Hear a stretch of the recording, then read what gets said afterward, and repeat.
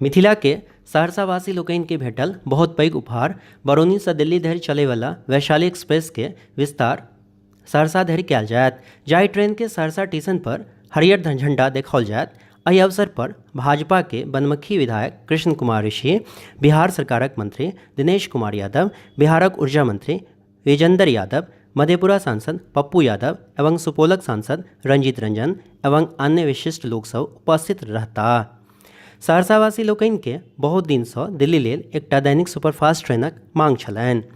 Train संख्या 12553, 12554 सहरसा सँ दिल्ली धरि चलत। 3टा नव प्लेटफॉर्म बनला के बाद आब 5टा प्लेटफॉर्म हेबाक कारण नव ट्रेनक परिचालन एवं विस्तार भऽ सकल अछि। यात्री के अधिक भीड़ रहलाक कारण टिकट नहि भेटैत छलनि, जाहि कारण बरौनी एवं पटना सँ ट्रेन पकड़ैत छलाह, जाहिमे बड्ड असोकर्ज होइत छलनि। आब सहरसा सँ ट्रेन खुललाक बाद यात्री लोकनि के बड्ड फायदा हेतनि।